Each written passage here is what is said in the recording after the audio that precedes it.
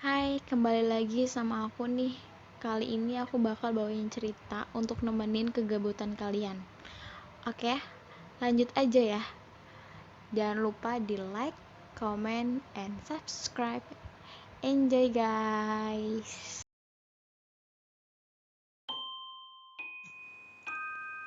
Oke, kali ini gue bakal cerita yang ketiga kalinya di kampung halaman. Jadi buat teman-teman yang belum tonton cerita pertama sama cerita kedua, bisa tonton dulu, habis kayak gitu baru nonton yang ini, oke? Oh ya, sebelum nonton jangan lupa di like, comment, and subscribe. Lanjut ya. Jadi ini udah bertahun-tahun lamanya, udah nggak ada kejadian aneh nih yang gue timpa.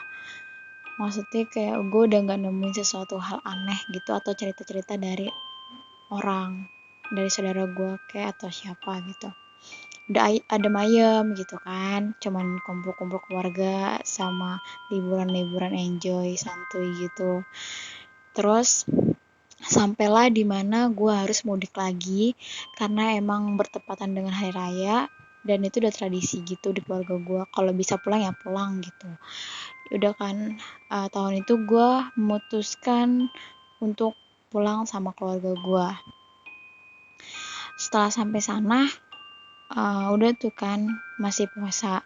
Nah pas udah hari lebaran, kita gue sama keluarga gue kecuali Mbah Kakung sama Mbah Putri itu tuh mubeng-mubeng. Tau gak sih mubeng-mubeng kayak muter-muter gitu. Tapi Mbah Kakung sama Mbah Putri di rumah. Nah ya udah kan, gue sama keluarga gue mubeng-mubeng, muter-muter habis kayak gitu sampailah gue di rumah mbah gue lagi gitu. Jadi ini gue belum punya rumah nih, bapak gue belum punya rumah, masih kalau mudik tuh masih numpang sama mbah gue lah gitu. Terus ya udahlah, abis kayak gitu gue bingung, banyak banget tamu yang datang gitu dari daerah-daerah desa yang lain gitu. Nah kan gue lihat dari muter-muter gue tadi tuh buat salaman, kayak gue gak lihat sampai sebegitunya sih tamu-tamu yang datang gitu. Kayak ya paling di desa-desa itu aja, cuman yang gue bingung kok mbah gue kok banyak banget tamunya gitu. Sedangkan yang gue tahu tuh mbah gue cuman ya petani biasa gitu, petani yang nggak ada pangkat apa-apa di desa itu gitu, nggak ada pengaruhnya menurut gue kayak gitu, gue mikirnya. Ya udah kan, habis kayak gitu, tapi gue tuh cuman mikir aja, nggak gue ungkapin atau gue tanyain ke siapapun gitu. Gue cuman mikir kok bisa gitu, kayak disegani gitu. Emang pangkat mbak gue tuh apa dulunya atau apa gitu, gue mikirnya kan gitu. Yang gue tahu cuman petani biasa. Sampai akhirnya gue dikasih tahu orang tua gue, ternyata Mbah Kakung itu adalah juru kunci di sumber air itu. Terus gue kayak kaget gitu dong, kayak masa sih mbah gue kayak gitu, kayak kayak gimana ya, kayak lagi halu aja gitu kan. Kalau juru kunci kan kayak penguasa, nggak penguasa sih, kayak ahlinya di daerah gitu yang mengelola sumber air itu kan, dari hal mistisnya gitu. Jadi kalau apa-apa izinnya ke dia dulu, atau mau apa-apa nanti dia yang ngasih jalan buat ke sumber air itu gitu. Jadi gue kayak mikir masa sih mbah gue kayak gitu gitu. Terus gue diceritain lagi kalau misalnya setiap malam Jumat itu tuh ada pembakaran menyan gitu. Cuman yang anehnya gue tuh nggak pernah lihat gitu, gue nggak pernah lihat menyan kembang 7 rupa atau serupanya gitu. Padahal tuh satu keluarga gue tuh pasti tahu ditaruh di mana gitu. Dan gue nggak ngeliat padahal tuh ditaruhnya tuh kayak nggak diumpetin gitu loh, kayak di depan pintu atau di mana, tapi gue bener-bener nggak lihat gitu. Apa mungkin karena gue belum tahu jadinya gue nggak merhatiin sampai segitunya. Jadi mama gue, bapak gue tuh ngejawab sama pertanyaan gue yang selama ini gue simpan gitu, dari cerita yang tentang penunggu kali itu. Kalau penunggu kali menurut gue itu kayak masih wajar lah, kayak dia nunjukin karena gue kan sering main ke situ, jadi mungkin dia mau nunjukin kalau misalnya dia itu ada gitu. Udah cukup sampai situ. Terus yang kedua yang gue bingungin tentang uh, yang di sumber mata air itu, yang orang pemancing aja yang ngomong ikannya gede-gede itu aja besokannya kayak sakit terus meninggal, sedangkan gue enggak gitu. Ternyata dari gue datang ke sana, mbah gue tuh udah minta izin sama penunggu sumber mata air itu buat ngejaga cucunya dia gitu. Jadi gue kayak, oh jadi kayak gitu. Jadi penunggu di sumber air itu tuh udah tahu kalau gue itu cucunya mbah gue gitu. Jadi kayak gue dilindungin gitu. Yaudah kan, abis kayak gitu nih, malamnya, gue tidur di tempat saudara gue. Saudara gue itu lagi di Jakarta, jadi dia nggak ikut mudik. Udah kan, gue nempatin kamarnya, sedangkan mama bapak gue tuh di rumah satunya. Jadi nih ada dua rumah, cuman kayak nyatu gitu loh. Tapi disekat, paling disekat-sekat gitu doang, kayak gitu. Habis kayak gitu, jadi tuh di satu rumah itu cuman ada gua, Le Paina, habis itu Mbah Kakung sama Mbah Putri. Udah tuh berempat doang.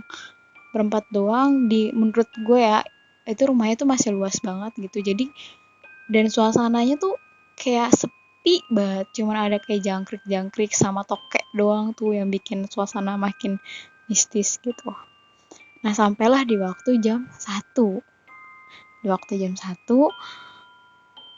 gue kayak ngerasa kok ada yang ngeliatin gue gitu. Kalian tuh pernah gak sih kayak ada orang ngeliatin kalian, terus kalian tuh ngerasa kayak kalian tuh tahu kalau ada yang ngeliatin, pas ditengok ya bener dia lagi ngeliatin kita gitu. Dan sama halnya kayak gitu, cuman bedanya gue nggak tahu siapa yang ngeliatin gue gitu.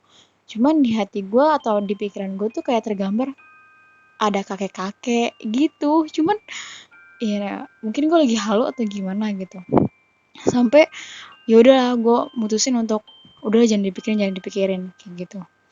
Ya udah, pas gue nggak coba untuk pikirin, tiba-tiba ada suara langkah kaki gitu.